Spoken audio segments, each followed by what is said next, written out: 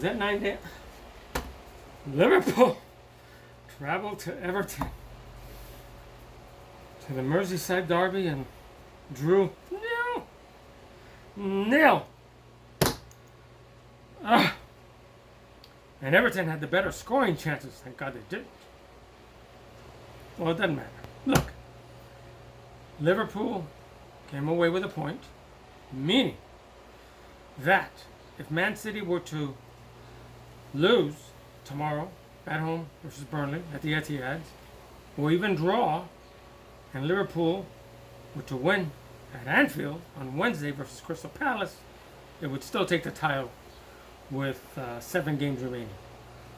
If Man City were to win tomorrow, which most likely they are going to, and Liverpool win at Anfield, Crystal Palace, then, believe it or not, and maybe this is the way the script should be written anyway, Liverpool could win the title July 2nd. I know it's a big gap between this Wednesday and June, but next weekend they have FA Cup matches, so Premier League won't be playing. But July 2nd, they could win it at Man City. Could you write a better script? Well, some people might if they took their time, but Klopp had to make a lot of subs. He used all 5 of his subs. The first one was James Milner had to come out at left back, who was in for Robertson to begin with. During the first half, because of an injury, he was replaced by Joe Gomez, who's normally a center back, but he played left, full back.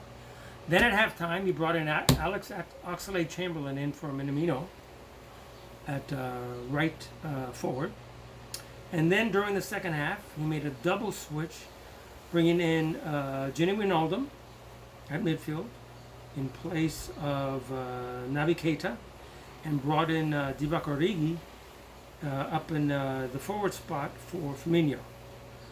Then another injury, Joel Matip, who was playing center back, went down during the half, and he had to bring in Lovren, who's a good center back, very good center back. Okay, well, the game ended up, as I said, 0-0. I'm so depressed.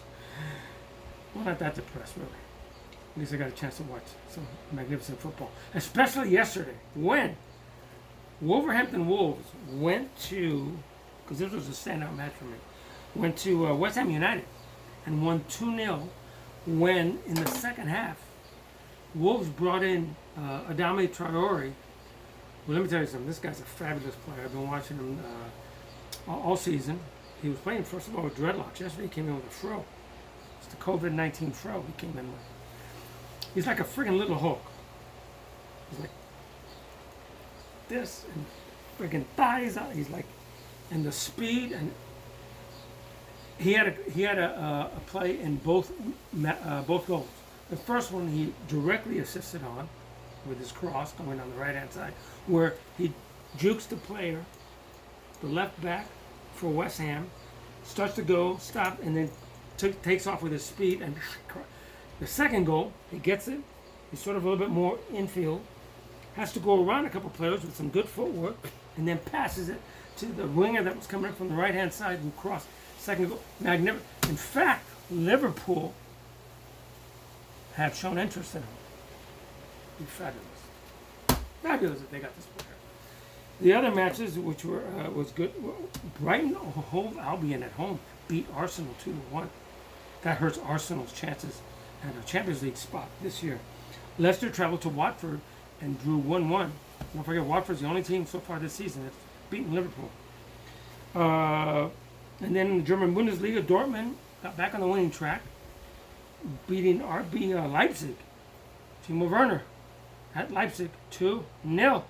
And Erling Haaland scored both goals. The new phenom, the Norwegian phenom for Borussia Dortmund. And because Borussia Dortmund lost at home earlier in the week against Mainz 2-0, which secured Bayern's new 8th title. And then earlier today, Newcastle at home defeated Sheffield United 3-0. Chelsea went to Aston Villa and had to come back to score to win 2-1 with Christian Pulisic, the American phenom, came in as a substitute and scored Chelsea's first goal. And then Olivier Giroud, French national, scored Chelsea's second goal. And then, of course, a Liverpool match. So anyway, I need this because